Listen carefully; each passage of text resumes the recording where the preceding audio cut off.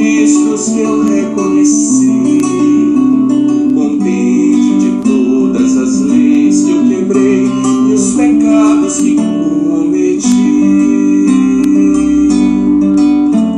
O anjo olhava os registros, visivelmente assustado, e me perguntou: foi assim que viveu? Eu então respondi que sim. Então, como é que você tem coragem de vir nessa porta bater? Eu disse: olhe bem no final dessa lista, você reconhece esta letra? E o anjo sorrindo me disse: é verdade, o rei escreveu perdoado. E ao som dessa bela palavra, aquele portão se abriu. Então eu entrava cantando um hino. Que pena que o sonho acabou. Ficaram comigo aquelas palavras: primeiro eu quero ver meu Salvador.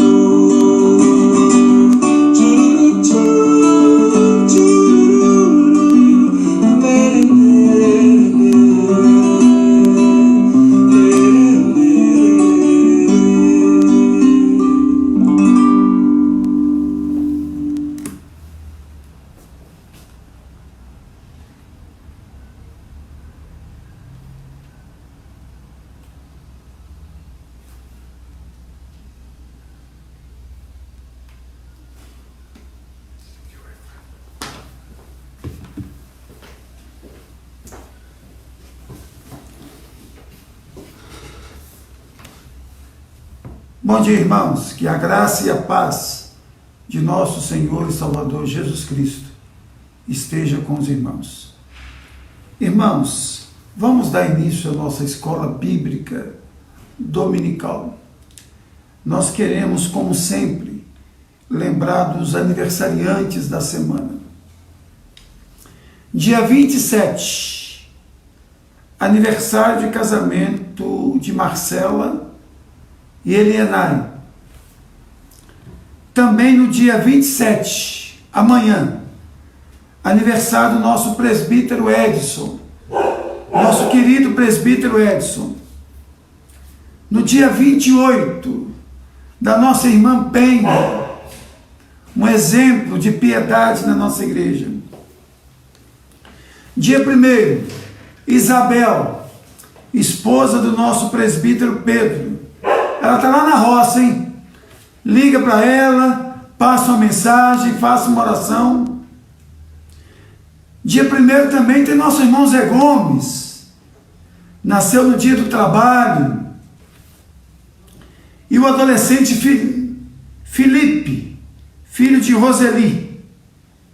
Então que Deus esteja abençoando muito esses irmãos. Daqui a pouquinho nós vamos fazer uma oração pela vida desses irmãos. Outro aviso: culto hoje às 19 horas. Então, reúna a família e nós iremos juntos prestar culto ao Senhor. Amanhã às 20 horas nós teremos uma mensagem curta e depois nós teremos um momento de oração. Quinta-feira, estudo bíblico, às 19 horas e 30 minutos, horário do Vale do Sol mesmo. Nós tentaremos fazer o estudo de lá, até para nós matarmos a saudade. Ah, Nancy, desculpa, dia 2 de maio, aniversário de casamento de Nancy e Daniel. Deus abençoe e guarde vocês. Desculpa aí. Deus abençoe Nancy e Daniel. Nós iremos, o culto nosso vai ser lá na igreja presbiteriana do Vale do Sol, até para nós matarmos a saudade da igreja. Outra coisa, irmãos, A demanda por cestas básicas tem crescido muito, muito mesmo. Para vocês terem uma ideia, nós temos apenas 2 cestas aqui em casa. E parece que uma já está comprometida. Então, na verdade, nós temos só uma. E está acontecendo algo, em certo ponto, meio constrangedor. A pessoa sai com uma cesta da nossa casa, as pessoas vêm e vêm aqui também pedir. Ou alguém fala assim, não, eu peguei lá na casa do pastor Geraldo Márcio. Aí as pessoas têm vindo na nossa casa pedir cesta. Não tem como nós deixarmos as cestas lá na igreja do Vale do Sol. Senão nós teríamos que ir toda hora lá buscar. Ou senão ficar 24 horas lá. Para vocês terem uma ideia, 8 horas da manhã de hoje, nós já tínhamos distribuído 2 cestas básicas. E é interessante que uma pessoa veio na nossa casa e disse assim, olha, o senhor não está me conhecendo não, mas eu tinha uma lanchonete ao lado da igreja. Minha esposa tomava conta. Eu trabalhava como caminhoneiro e eu trabalhava também vendendo capas para celular. Só que eu não tenho nada para comer dentro de casa. Eu até mudei da igreja,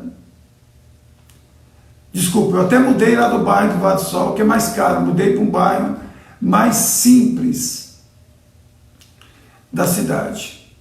Esse rapaz veio quase que chorando na nossa casa pedir uma cesta básica. E ele também tem filhos pequenos.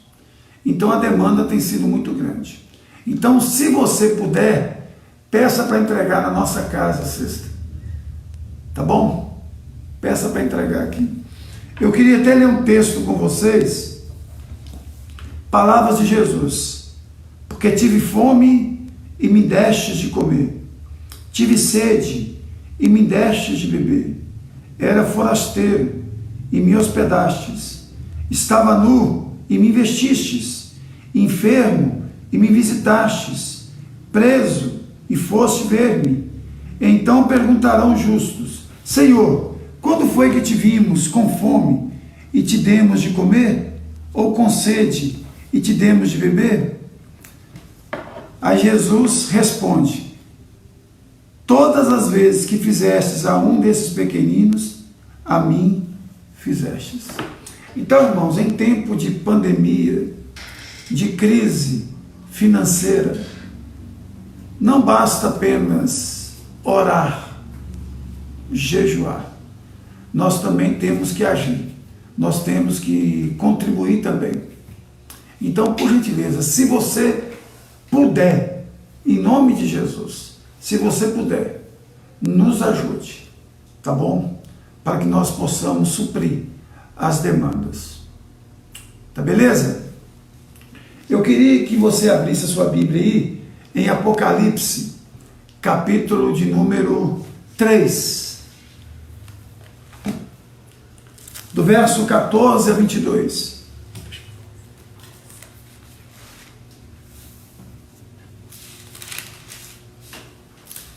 (13, 14 a 22).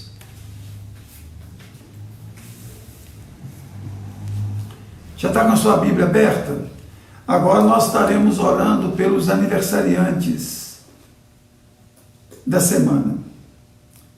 Ó Pai, nós queremos, em nome de Jesus, colocar a Marcelo e a Elianai, que estão completando mais um ano, Pai, de casamento, de união. O Senhor esteja abençoando rica e abundantemente a vida deles. Colocamos também, ó Pai, a vida dos nossos queridos Daniel e Nancy, pedindo, ó Pai, que o Senhor continue sustentando este casal tão precioso para nós e principalmente para o Senhor, ó Pai. Colocamos também o nosso irmão Edson, presbítero amado da nossa igreja, Deus, que também estará completando mais um ano de vida. O Senhor esteja abençoando o teu servo. Abençoe também a nossa querida irmã Penho, Deus. O Senhor esteja dando a ela muitos anos de vida, que ela possa desfrutar de saúde física, emocional e espiritual.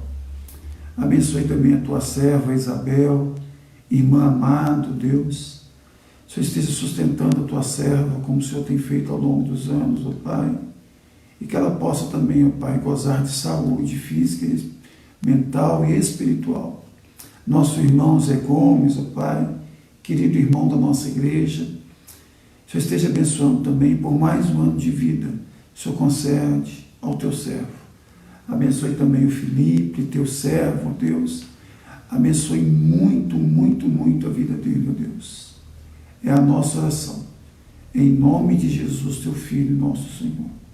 Pedimos também, ó Deus, que o Senhor esteja falando conosco agora, para o louvor da tua glória. Amém. Irmãos, Apocalipse capítulo 3, 14 a 22. Queria que você prestasse muita atenção na leitura da palavra. Ao anjo da igreja em Laodiceia escreve: essas coisas diz o Amém, a testemunha fiel e verdadeira, o princípio da criação de Deus. Conheço as tuas obras, que nem és frio nem quente. Quem dera fosses frio ou quente. Assim, porque és morno e nem és quente nem frio, estou a ponto de vomitar-te da minha boca. Pois dizes: estou rico e abastado, e não preciso de coisa alguma, e nem sabes que tu és infeliz, sim, miserável, pobre, cego, nu. Aconselho-te que de mim compres ouro refinado pelo fogo, para te enriqueceres, vestiduras brancas para te vestires, a fim de que não seja manifesta a vergonha da tua nudez, e colírio para ungires os olhos, a fim de que vejas. Eu repreendo e disciplino a quantos amo. Sê, pois, zeloso e arrepende-te. Eis que estou à porta e bato. Se alguém ouvir a minha voz e abrir a porta, entrarei em sua casa e cearei com ele, e ele comigo. Ao vencedor dar-lhe-ei sentar-se comigo no meu trono, assim como também eu venci e me sentei com meu Pai no seu trono. Quem tem ouvidos, ouça o que o Espírito diz às igrejas. Amém. Irmãos, das 7 cartas do Apocalipse, esta carta aqui é a mais dura de todas elas. Para os irmãos terem uma ideia, não há um elogio sequer à igreja de Laodiceia. Por outro lado, nós encontramos acusações seríssimas, duríssimas, da parte de Jesus. Então, primeiro, essa é a carta mais dura de todas as 7 cartas. Não há um elogio sequer à igreja de Laodiceia. Pelo contrário, acusações duríssimas são feitas a essa igreja. Não tem como nós entendermos o conteúdo da carta sem conhecermos o contexto da cidade. Então, antes de nós entrarmos na exposição da carta, eu queria dar um panorama da cidade de Laodiceia. Primeiro, foi fundada por Antíoco II, entre os anos de 267 a 246 a.C. O nome da cidade é uma homenagem à sua esposa, Laodice. Segundo, era uma cidade muito rica, uma das mais ricas daquela época, e também um centro bancário e industrial. Essa cidade foi destruída por um terremoto e ela se reconstruiu com seus próprios recursos. Por isso que ela era uma cidade muito soberba, muito arrogante, porque ela não precisou do dinheiro do império para se reconstruir. Terceiro, essa cidade aqui produzia a melhor lã daquela época. Disparado, a melhor lã era fabricada na cidade de Laodiceia. Outra coisa, era um centro médico avançadíssimo. Avançadíssimo. Quinto, ela ficava entre duas cidades térmicas. De um lado, a cidade de Herápolis. Do outro lado, a cidade de Colossos. Isso é bom você fixar. Laodiceia ficava entre duas cidades térmicas. De um lado, Hierápolis. De outro lado, Colossos. Sexta, era uma das cidades mais idólatras daquela época. Zeus era o padroeiro daquela cidade. Havia também templos dedicados a Apolo, a Asclépio, que era o deus da cura, a Hades, Hera, Atena, Serapis, Dionísio e outros deuses. Então, era uma cidade muito rica, produzia melhor lã da região, era um centro médico avançadíssimo, ficava entre duas cidades térmicas, Hierápolis e Colossos. Era uma cidade muito idólatra. Então agora nós conhecemos o contexto. Agora nós vamos tentar entender o texto, a carta que Jesus enviou por intermédio de João à igreja de Laodiceia. Primeiro, irmãos, como que Jesus se apresenta a essa igreja? Está aí no verso de número 14. Estas coisas diz o Amém. Irmãos, este título, Amém, faz coro com Isaías 65:16, onde Deus também se apresenta como um Amém. Significa o Deus verdadeiro, o Deus de toda a verdade. Jesus, como um Amém, significa aquele que confirma todas as promessas feitas por Deus. Ou seja, Jesus se apresenta como o verdadeiro, aquele que traz consigo todas as promessas de Deus.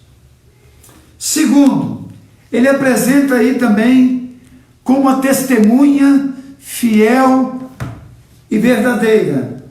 Ou seja, tudo que Jesus fala, ele fala autenticado pelo Pai. Jesus é a testemunha verdadeira. Ele é o representante do Pai. Ele é o Filho do Pai. Ele é Deus Filho. Tanto o Filho quanto o Pai são apresentados como testemunhas fiéis e verdadeiras. Mas Jesus também se apresenta como o princípio da criação de Deus. E é interessante aqui, irmãos, que a palavra princípio aqui não fala de tempo, fala de preeminência, fala de supremacia. Significa que Jesus tem a supremacia, Jesus tem a preeminência. Irmãos, se você ler João capítulo 1, verso 3, está lá: todas as coisas foram feitas por Ele, e sem Ele, nada do que foi feito se fez. Jesus, Ele tem a supremacia. Jesus é aquele que estava com o Pai e ao mesmo tempo é o mesmo com o Pai. Jesus é o agente do Pai na criação de todas as coisas, sejam elas visíveis, sejam elas invisíveis. Jesus criou todas as coisas. Você se lembra lá em Gênesis, quando diz que Deus disse, haja e houve. Jesus foi o agente de Deus para a criação do mundo visível e do mundo invisível. Aí depois de Jesus se apresentar como verdadeiro, como homem de Deus, como sendo da mesma substância que o Pai, tendo a mesma autoridade do Pai, testemunha fiel e verdadeira, como aquele que tem a supremacia, tem o controle de todas as coisas, pois é o agente do Pai na criação de tudo. Jesus dá o diagnóstico da igreja. E Jesus começa dizendo que a igreja era uma igreja morna. Ele diz no verso 15, conheço as tuas obras. Notem, Jesus deixa bem claro que ele conhece a sua igreja por dentro e por fora. Que ele conhece as ações da igreja dentro e fora das quatro paredes. Que nem és frio e nem quente. Quem deras fosses frio ou quente. Irmãos, eu lhes disse na introdução que a cidade de Laodiceia ficava entre duas cidades térmicas, a cidade de Hierápolis e a cidade de Colossos. A cidade de Hierápolis era conhecida pelas suas águas quentes, e a cidade de Colossos era conhecida pelas suas águas frias, e ambas eram terapêuticas. Tanto a água de Hierápolis quanto a água de Colossos serviam para cura. Mas a água que chegava através de canos de Hierápolis até a cidade de Colossos, ela chegava morna, e a água morna, ela não se via como cura, e ela gerava náuseas na população. Por isso que Jesus usa essa metáfora. Ele diz assim, olha, vocês não são como as águas de Hierápolis, quentes, que servem como terapia, são terapêuticas, nem como as águas de Colossos, que também são terapêuticas. A água de vocês é uma água morna, ela provoca vômito, ela provoca náuseas. Vocês não são nem terapêuticos e nem refrescantes. Vocês são impróprios por consumo.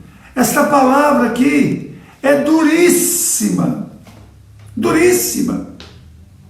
Já pensou? Jesus manda uma carta para a nossa igreja e dizendo assim, olha, vocês não são instrumentos terapêuticos, nem tampouco refrescam a vida de ninguém. Vocês são mornos, vocês provocam náuseas, vocês são impróprios para o consumo. Palavra duríssima dada pelo Senhor Jesus. Pior do que a frieza, irmãos, segundo o próprio Jesus, é ser morno, apático, é professar que faz parte da igreja de Jesus, que deve ser terapêutica, que deve levar cura, que deve ser bálsamo, que deve levar frescor ao mundo, mas não é uma coisa nem outra. É uma igreja insossa, é o sal sem sabor, é uma luz que não ilumina, dura. A mensagem é muito dura por parte de Jesus. E é interessante, irmãos, que a igreja não sabia. Ela se sentia uma igreja terapêutica, uma igreja bálsamo. Ela se sentia muito bem. E nós sabemos que nós devemos ter equilíbrio, que nós devemos ser honestos na autoavaliação pessoal e também coletiva, como igreja. Palavra de Deus na carta de Paulo aos Romanos, no capítulo 12, verso 3, nos diz assim, que nós não devemos pensar além do que convém, antes nós devemos pensar com moderação. Irmãos, percebam a soberba desta igreja. Olha o verso de número 17. Pois dizes, estou rico e abastado, e não preciso de coisa alguma, e nem sabes que tu és infeliz, sim, miserável, pobre, cego e nu. A igreja se via como uma igreja rica, abastada. Essa era a análise dos membros da igreja, mas não a análise do Senhor da igreja. A análise do Senhor da igreja é totalmente diferente. Olha o que Jesus diz: infeliz, miserável, pobre, cego e nu. Perceberam que a soberba da igreja refletia a soberba da cidade? A cidade de Laodiceia é uma cidade muito soberba, tinha muito dinheiro, foi destruída por um terremoto e se reconstruiu sozinha, sem ajuda de ninguém. Tinha vários bancos, produzia melhor lã, e era um centro de medicina avançada. Isso fazia com que a cidade fosse muito soberba, e a soberba da cidade refletiu na igreja. Não preciso de coisa alguma. Está aí, ó, no verso 17, estou rico e abastado, e não preciso de coisa alguma. Era uma igreja autossuficiente. Não precisava de ninguém. E pelo verso 20, que a gente vai tratar daqui a pouco, nem de Jesus, que é o Senhor da igreja. Irmãos, a soberba é é um dos piores pecados. Talvez seja o pai e a mãe de todos os outros pecados. Não é à toa que a Bíblia diz que a soberba precede a ruína e a altivez de espírito a queda. Muitas vezes nós somos soberbos e nem sabemos que somos. Nem reconhecemos a nossa soberba. Muitas vezes nós mascaramos a nossa soberba dando outros nomes, do tipo, sou sistemático, não levo desaforo para casa, eu não quero esmola de ninguém. Irmãos, se tem uma coisa que você e eu deveríamos fazer todos os dias, é uma análise do nosso coração, para ver se o nosso coração é soberbo, se o nosso coração é arrogante, se nós somos autossuficientes. Soberba interrompe as nossas orações, fecha o fluxo. Você e eu precisamos desesperadamente nos libertar da soberba, da autossuficiência, seja como igreja, seja como indivíduo, como pessoa. Não, irmãos, você e eu não podemos permitir que a nossa mente, que o nosso coração se empanturre de autossuficiência. Todos os grandes homens de Deus da Bíblia caíram por soberba. Vocês se lembram de Pedro?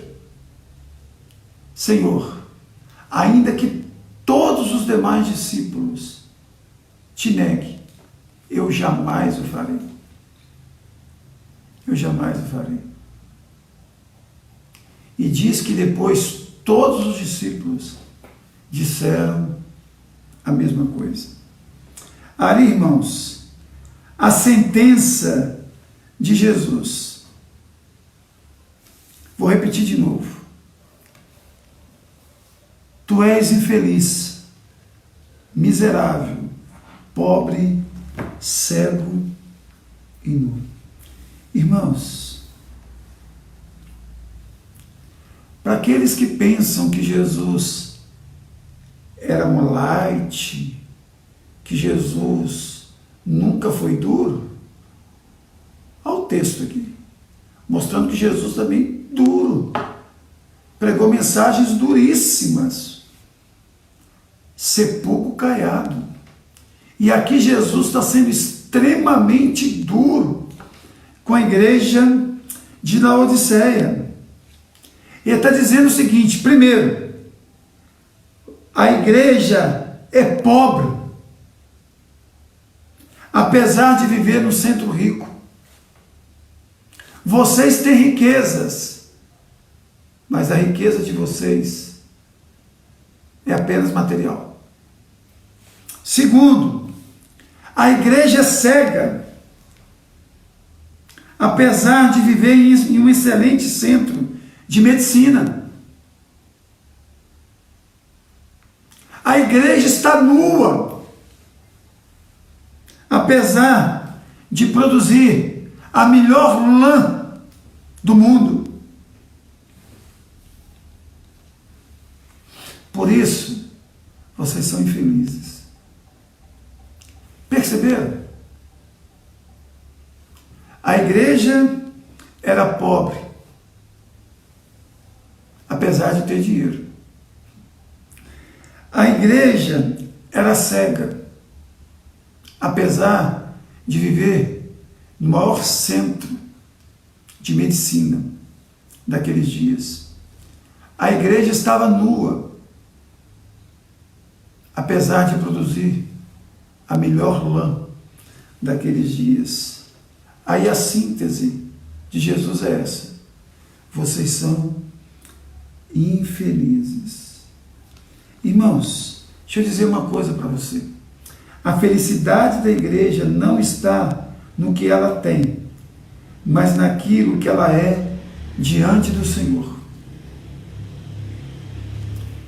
A igreja pode ter um templo magnífico, ar-condicionado, bancos confortáveis, o melhor som, o melhor sistema de transmissão online, ter o pregador mais erudito, ser reconhecida na cidade, mas se ela não tem comunhão com o Senhor, ela é uma igreja pobre, nua, cega, por isso, infeliz. Não se mede o valor de uma igreja por aquilo que ela tem, mas por aquilo que ela é diante do Senhor. Irmãos, a igreja tem que ser comprometida com Jesus, tem que viver de acordo com a vontade de Jesus, tem que ser rica de boas obras, tem que ser comprometida com a palavra de Deus. Se puder ter um templo bonito, louvado seja Deus, nós temos. Se puder ter ar-condicionado, é uma bênção, nós temos. Mas essas coisas, irmãos, não substituem a piedade, a devoção, o compromisso, a primazia do Senhor Jesus na igreja. Tudo isso, irmãos, são apenas adornos, somente adornos. A beleza da igreja, ela é interna e não externa. Deixa eu repetir. A beleza da igreja, ela é interna, mas não externa. Irmãos, Jesus oferece a verdadeira riqueza à igreja. Verso 18 e 19. Aconselho-te que de mim compres ouro refinado pelo fogo, para te enriqueceres, vestiduras brancas para te vestires, a fim de que não seja manifesta a vergonha da tua nudez, e colírio para ungires os olhos, a fim de que vejas. Eu repreendo e disciplino a quantos amo. Sê, pois, zeloso e arrepende-te. Primeiro, irmãos, a grande oferta. Aconselho-te que de mim compres. É o mesmo conselho lá de Isaías 55.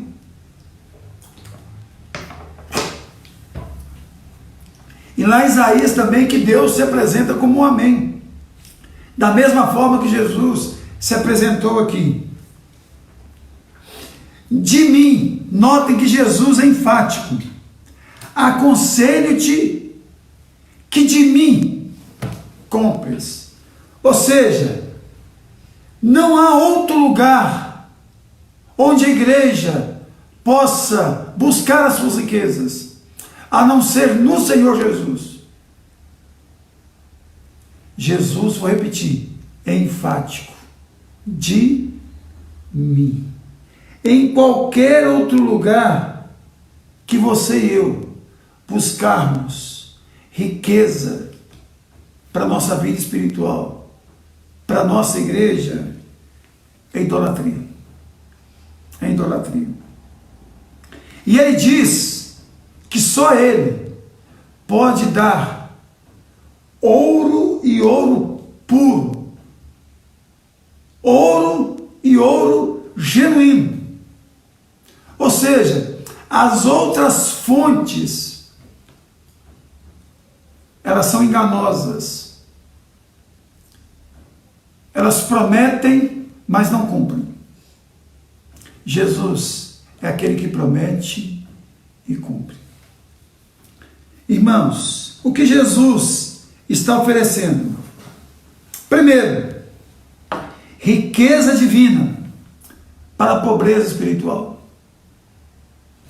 Notem, Jesus oferece riquezas divinas para a pobreza espiritual.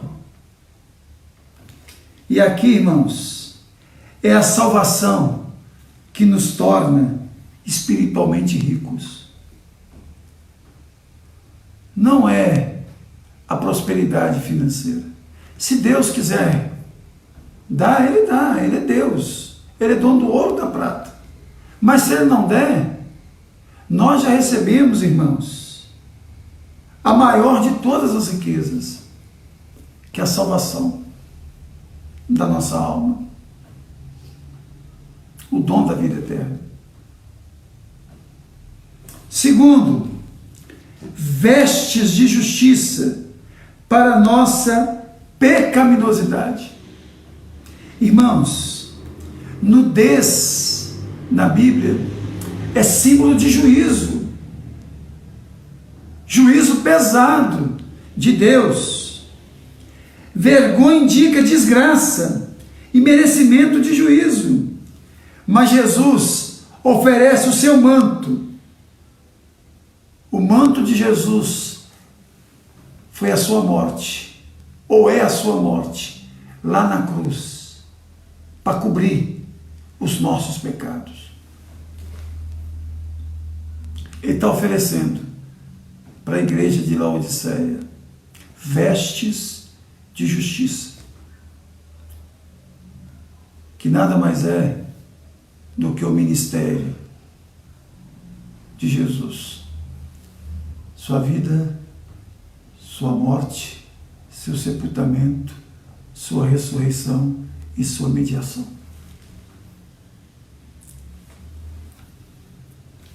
Jesus promete a essa igreja, caso houver arrependimento, visão espiritual. O colírio de Jesus nos dá conhecimento da graça e compreensão da verdade.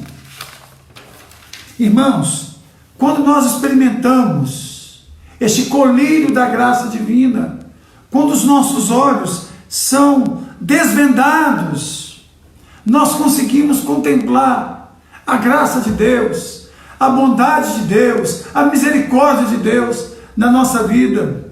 Isso tira de nós toda arrogância, toda prepotência, toda soberba. Nós entendemos que somos salvos pela graça, pela misericórdia, que Deus nos amou primeiro, que o véu rasgou de cima para baixo, que pela graça sois salvos mediante a fé. Irmãos, se as escamas dos nossos olhos não caírem, nós seremos religiosos, arrogantes, prepotentes. Nós não seremos justos, mas justiceiros. O nosso coração será tomado por soberba, a ponto de nós acharmos que somos salvos, porque somos bons, que fazemos boas obras, porque somos bons. Não! Boas obras são consequências da salvação. São apenas frutos de uma árvore chamada graça.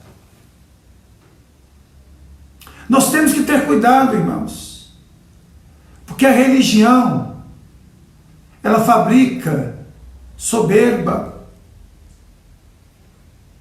Às vezes eu encontro com pessoas que são mais religiosas do que cristãs, que têm mais compromisso com os seus dogmas, com a sua denominação, do que com Jesus Cristo. Se dobra, se curva a sua denominação, aos seus dogmas, mas não se curva diante de Jesus. Mas Jesus também, irmãos, ele repreende a sua igreja. E louvado seja Deus por isso. Olha o verso 19. Eu repreendo e disciplino a quantos amo. E Jesus dá o motivo pelo qual ele disciplina a sua igreja. Ele disciplina porque ele ama. Irmãos, eu sou pai de 3 filhos. Eu nunca disciplinei um filho porque eu não gostava dele. Eu os repreendia, eu os disciplinava, porque eu os amo profundamente, porque eu morro por eles, se necessário for. Tanto eu quanto Maria José disciplinamos muito os nossos filhos, repreendemos muito os nossos filhos, mas porque nós amamos muito os nossos filhos. Eu sei que você também, que é pai, que é mãe, sabe o que eu estou falando. É por amor. E o Senhor também nos disciplina, nos repreende. É por amor. É para que nós entendamos quem nós somos e quem Ele é. Disciplina aqui, irmãos, é a mesma coisa de educar crianças. Jesus quer nos ensinar. Ele quer nos mostrar como atravessa a rua, como se vive e como se vive bem. É como se você e eu fôssemos uma criança e diante dele nós somos. Ele quer, que você e eu não machuquemos.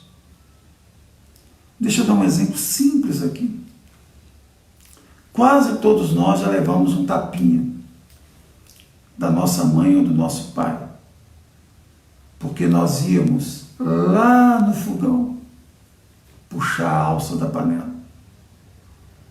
Talvez quando você levou aquele tapinha, talvez você nem se lembre, mas se você se lembrar, você fala, puxa vida, por que papai deu um tapinha na minha mão? Por que mamãe deu um tapinha na minha mão? É para que a água não caísse sobre você e te queimasse. Se você não tem hoje cicatrizes de queimadura pelo corpo, agradeça seu pai e agradeça sua mãe. Aqui na nossa casa, todos 3 foram corrigidos por causa disso. Graças a Deus. Nunca entornou água quente neles. Para que não entorne água quente em você, para que não entorne água quente em mim, é que o Senhor às vezes nos dá um tapinha na mão. Para que você e eu não coloque o dedo na tomada. É por amor, é por zelo. É porque o Senhor sabe o que é bom para mim e o que é bom para você.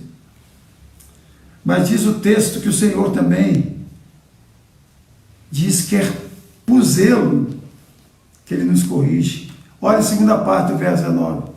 Sê, pois, zeloso e arrepende. Ele quer que você... Ele é um pai zeloso e quer que você e eu sejamos filhos zelosos, para que nós o temamos, e aí no sentido mais de respeito e não de medo, e para que haja também arrependimento, vontade de mudar. Disciplina e discípulo têm origem na mesma palavra.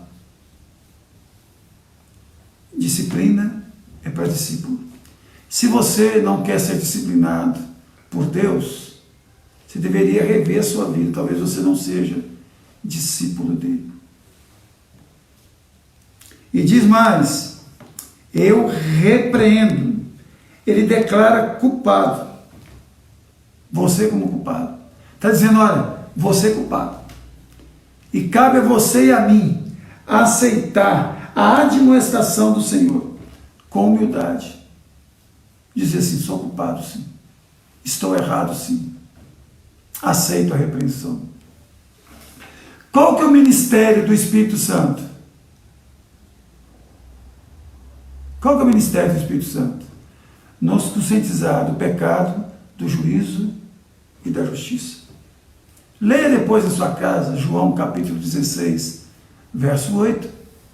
Então, irmãos, a repreensão do Senhor é para que você e eu paremos, analisemos e cheguemos à seguinte conclusão: eu errei, eu sou culpado, eu aceito a repreensão e muda de vida. Aí, irmãos, Jesus faz um convite urgente à igreja.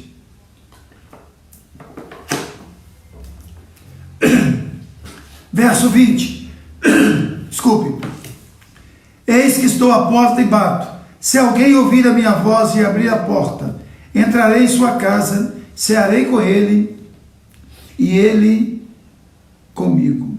Irmãos, tem algo lindo e ao mesmo tempo triste neste texto que nós acabamos de ler.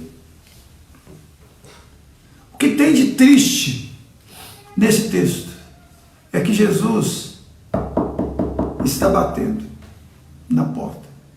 Se Jesus está batendo na porta, pressupõe que Jesus se encontra do lado de fora.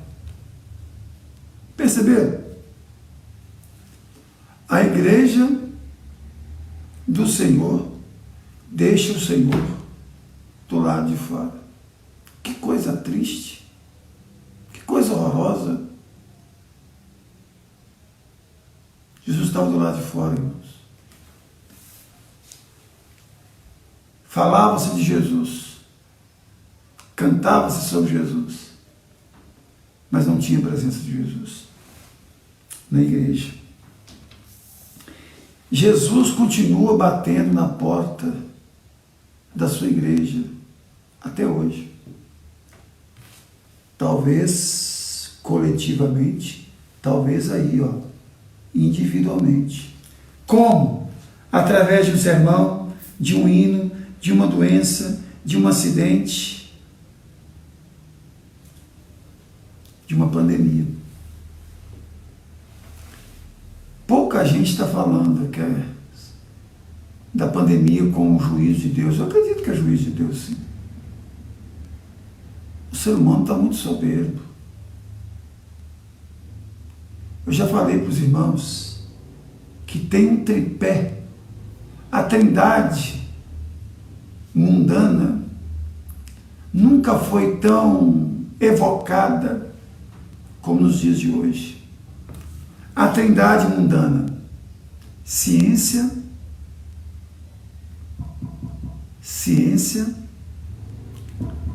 riqueza e prazer. Riqueza e prazer. Agora, o que tem de belo nesse convite é que o Senhor está batendo na porta. Está batendo na porta. Agora, perceba comigo que ele bate na porta, ele quer entrar, mas ele não quer entrar para ser apenas um mero coadjuvante. Ele quer entrar e ele quer ser o anfitrião. Vou ler o texto bem devagarzinho com você agora. Espero que você tenha a sua Bíblia em mãos aí. Eis que estou à porta e bato. Se alguém ouvir a minha voz e abrir a porta, entrarei em sua casa, cearei com ele. Notem, e ele comigo. Relacionamento. Convidado que passa a ser anfitrião. Cearei com ele e ele comigo. Refeição compartilhada. Símbolo de união e intimidade. Está dizendo: olha, eu quero entrar e eu quero ter união com vocês, intimidade com vocês, eu quero me relacionar com vocês. Eu não quero ser apenas um espectador, eu quero ser partícipe. Agora, olha o início da carta e quase o fim da carta. Olha o verso 16 comigo aí. Assim, porque és morno, nem és quente, nem frio, estou a ponto de vomitar-te da minha boca. Notem, Jesus estava a ponto de vomitar, mas ele não vomitou. Ele agora chama os cristãos a cear com ele. Olha que coisa maravilhosa, irmãos. O que a igreja merecia? O vômito, ser vomitada por Deus. Mas Deus diz não, arrepende-te e vamos cear juntos. Louvado seja Deus, irmão. Isso é graça, isso é bondade, isso é misericórdia. O que muitas vezes você e eu merecemos é o vômito de Deus. Mas ele diz, não, eu quero cear com você. Eu quero estar junto de você. Com certeza você se lembra de Lucas 5. A pesca maravilhosa. Quando Jesus realizou aquele milagre, que os discípulos pegaram milhares e milhares de peixes, que Pedro contemplou aquele milagre, Pedro disse para Jesus, afasta-te de mim, Senhor, eu sou pecador. Jesus não afastou de Pedro, pelo contrário, ele se aproximou mais de Pedro e disse, segue-me e te farei pescador de homens. Te farei pescador de homens. O texto começa dizendo, estou a ponto de vomitar-te. E termina, eu quero cear com você. Eu quero estar sentado à mesa com você. Eu quero estar unido. Eu quero ser íntimo. Irmãos, aí nós temos aí uma promessa.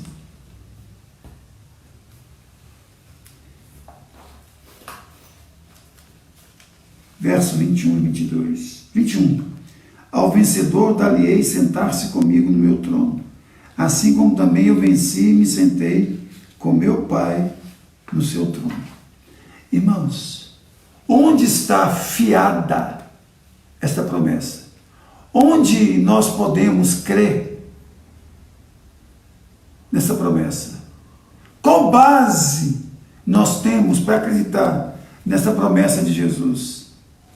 É o verso 14, quando ele diz que ele é o amém de Deus, que ele é a verdade de Deus, que ele é o sim de Deus. Olha como tudo se encaixa perfeitamente.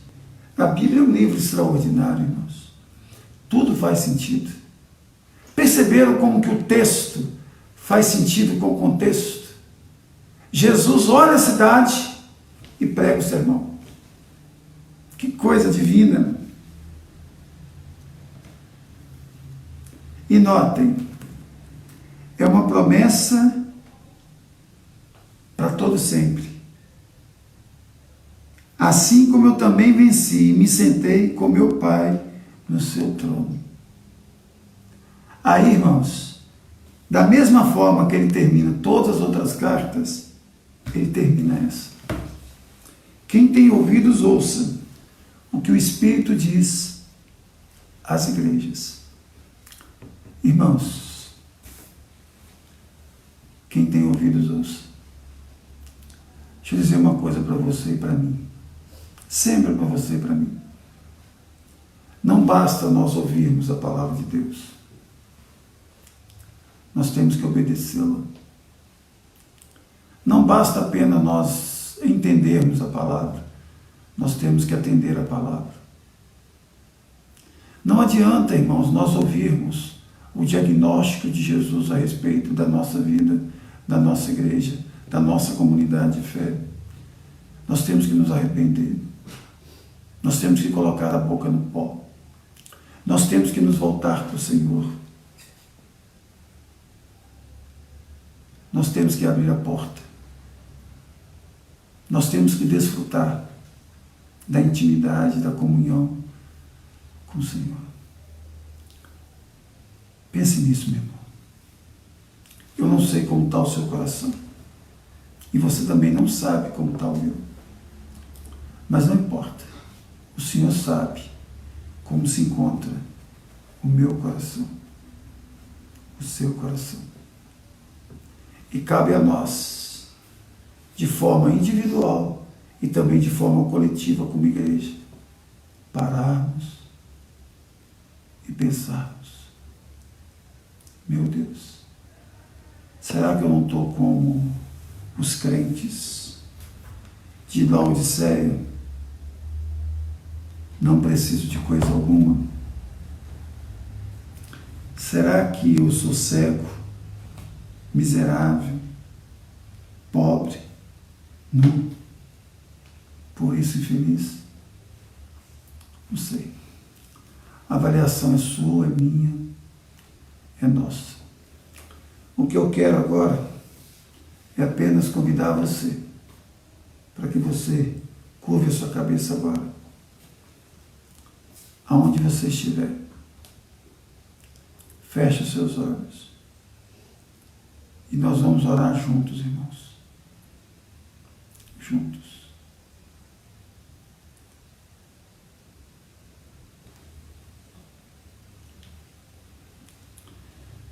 Pai, nós queremos te agradecer pelo tempo que nós passamos juntos aqui, meditando na tua palavra, Deus. Que ela possa ser acolhida por todos nós esta manhã. E que nós possamos entender a gravidade, ó Pai, da tua palavra. Tua palavra que nos chama a uma reflexão profunda a respeito da nossa própria vida e da vida da nossa comunidade de fé, ó Deus. Pedimos, ó Pai, que Tu ilumines, ó Pai, a nossa mente, para que nós sejamos sinceros e honestos na análise que estamos fazendo e que iremos fazer a respeito da nossa vida com o Senhor, ó Pai. Pedimos também que o Senhor continue, ó Pai, nos exortando, nos repreendendo e nos disciplinando. Entendemos que é graça, que é manifestação do Teu amor sobre as nossas vidas. Te agradecemos, ó Pai, porque merecemos a punição eterna, o vômito do Senhor. Mas a Tua graça nos promete salvação, nos promete um banquete, ó Pai. Louvado seja o Teu nome. Em nome de Jesus. Amém. Que Deus te abençoe e te guarde, meu irmão. Que o Senhor faça resplandecer o rosto sobre ti e tenha misericórdia de ti. Que o Senhor sobre ti levante o rosto e te dê a paz. Um abraço a todos.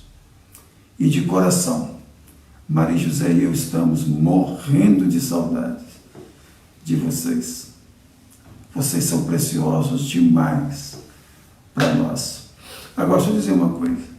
Se vocês são preciosos para Maria José e para mim, imagina para o Senhor. Deus te abençoe, querido. Deus abençoe, querido. Amém.